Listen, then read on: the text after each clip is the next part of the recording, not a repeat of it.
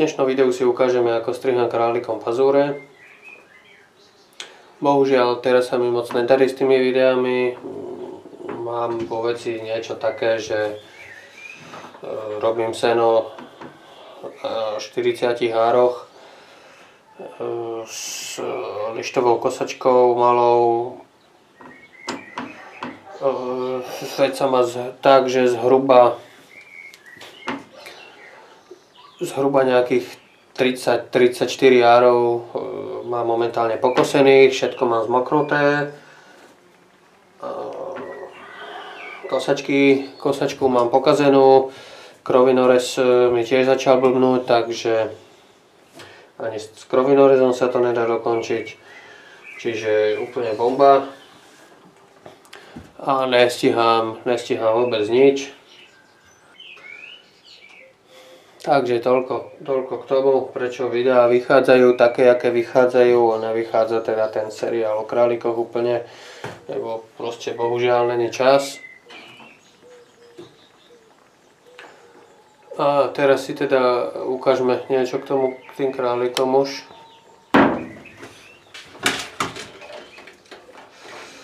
Má strašne dlhé tie drápy už. Táto samica není papierová, je to taká zmeska belgičáka s niečím. Teraz k tomu strihaniu sú dve možnosti. Buď tých králikov máte naučených, pravidelne ich vyťahujete von.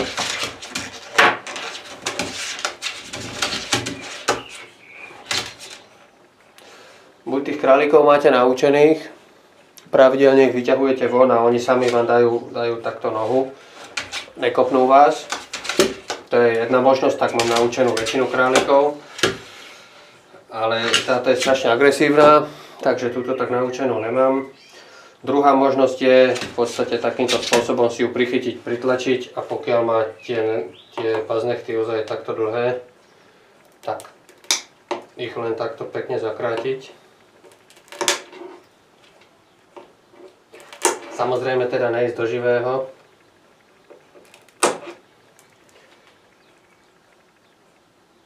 To je tiež dosť dôležitá vec. A teraz ich má zakrátené.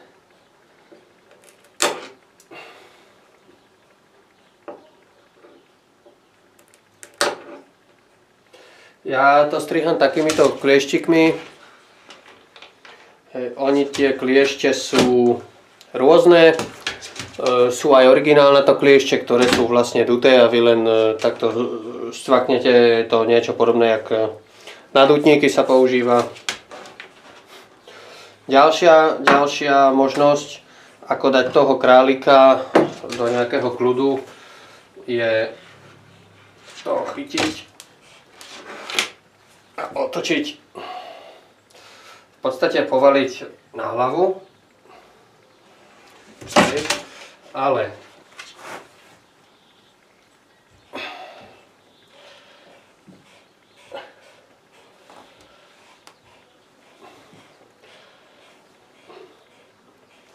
takto, ten králik sa dostane v podstate do kľudu a teraz keď ho takto máme, tak to vieme v kľude scvakať. Ja to strihám v podstate takýmto spôsobom.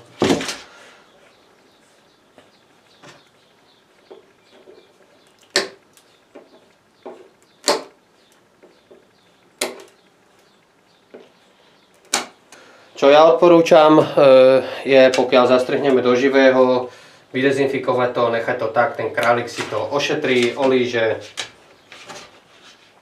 postará sa o to nejakým spôsobom. Kedy strihať tie drápy, to je taká dobrá otázka. Ako často? To je tiež veľmi dobrá otázka. Každopádne tie drápy by sa mali ostrihať určite v momente, kedy nám sa začnú kriviť. Vtedy už je v podstate neskoro. Jak som to mal tu, neviem, či to tam bude vidieť na tej kamere, ale skrátka, pokiaľ je ten nechet alebo ten pazúr už zatočený, tak ho treba tak ho treba vždycky ucvaknúť. Ono sa potom veľmi ľahko stáva, že ten králik si ho zlomí. A tam je ten problém, tam sa nám môže potom spraviť nejaká infekcia. Pokiaľ mu to nejakým spôsobom nevydezinfikujeme. A to, pokiaľ sa mu to zlomí, tak nevieme. Nevieme mu to vydezinfikovať, keďže pravdepodobne ani netušíme, že si ten pazúr zlomil.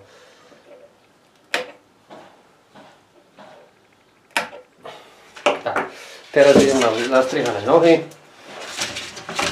V ďalších videách si môžeme ukázať, ako manipulovať s králikmi, ako ich chytať a podobne. Ďalšia vec, kvôli čomu je dobré strihať tie drápy, je prevencia pred otlakmi.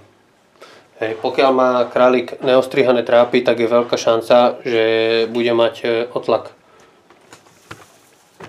Bavíme sa o veľkých plemenách, teda s malými plemenami neviem, ako to je, ale predpokladám, že sa to tam tiež môže vyskytnúť.